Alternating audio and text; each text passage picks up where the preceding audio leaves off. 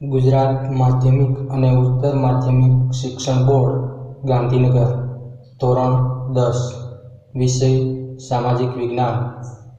પાઠ 12. ભારત ખનિજ અને શક્તિના સંસાધનો, જેનો મુખ્ય મુદ્દો છે સૌર ઉર્જા.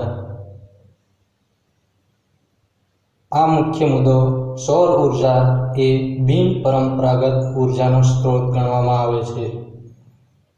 પૃથ્વી સપાટી પર સૌથી વધુમાં વધુ પ્રકાશ આપણે સૂર્ય દ્વારા પ્રાપ્ત કરીએ છીએ.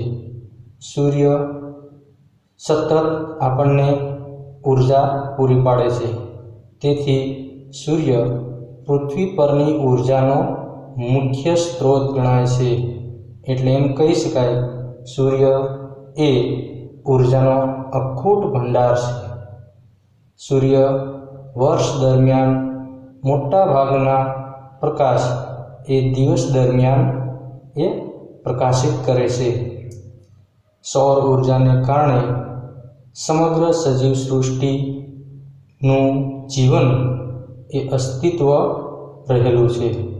આ ઉપરાંત માનવ અને પ્રાણી સૃષ્ટિ પણ આ સૌર ઉર્જા થકી જ એ જીવન જીવતા હોય છે.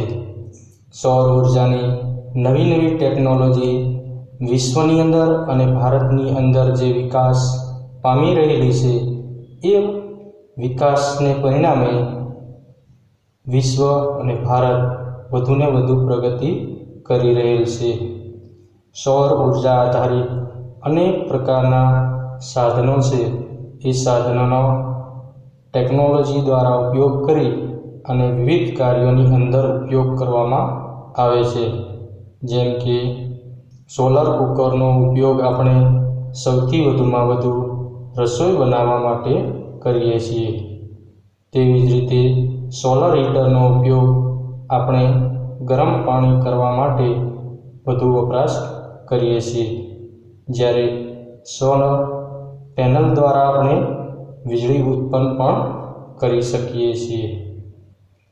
ભારતની અંદર ખાસ કરીને અન્ય રાજ્યોની તુલનામાં ગુજરાત રાજ્ય સૌથી વધુમાં વધુ આ સૌર ઉર્જા પ્રાપ્ત કરતું રાજ્ય ગણાય છે. આ ઉપરાંત ગુજરાતની અંદર જેડા, જેનું પૂરું નામ છે એનર્જી વિકાસ એજન્સી, એટલે કે આ ગેડાએ વડોદરા પાસે આવેલ છાણી ખાતે 10 ટનની ક્ષમતાવાળું સૌર શીતાગાર સ્થાપ્યું છે.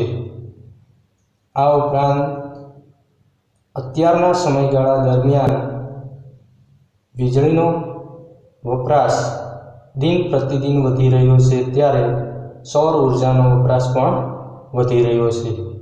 ગામડાઓની અંદર પણ દીવાબત્તી એટલે કે સ્ટ્રીટ લાઇટો માટે સૌર ઉર્જા ઉપયોગી છે. સાથે સાથે નાના મોટા ખેતરોની અંદર સિંચાઈ કરવા માટે પણ સોલાર પ્લેટો ઉપયોગી છે. કેટલીક જગ્યાએ તો ટીવી સેટ સોલાર પેનલ દ્વારા એ ચાલુ કરવામાં આવે છે. ગુજરાતની અંદર જુદા જુદા સ્થળોએ આવા અનેક સૌર ઉર્જા આધારિત પ્લાન્ટ સ્થાપિત કરવામાં આવેલા છે. જેની અંદર ભુજ પાસે આવેલ માધવપુરમાં દરિયાના ખારા પાણીનો ડિસેલિનેશન કરવા માટે, એટલે કે મીઠું પાણી બનાવવા માટે એક મોટો સૌર ઉર્જા પ્લાન્ટ સ્થાપવામાં આવેલો છે, જેના દ્વારા ખારા પાણીને મીઠું પાણી કરી શકાય છે. આ ઉપરાંત અનેક સ્થળોએ આવા અનેક પ્લાન્ટો શરૂ કરવામાં આવેલા છે. જો દેશ અને દુનિયાની અંદર સૌર ઉર્જાથી સંચાલિત વિવિધ પ્રકારના માધ્યમોનો ઉપયોગ વધતો જશે, તેમ તેમ આપણે પુનઃ અપ્રાપ્ય સ્ત્રોતો છે એને મર્યાદિત કરી શકીશું, એટલે કે ખૂટતા બચાવી શકીશું.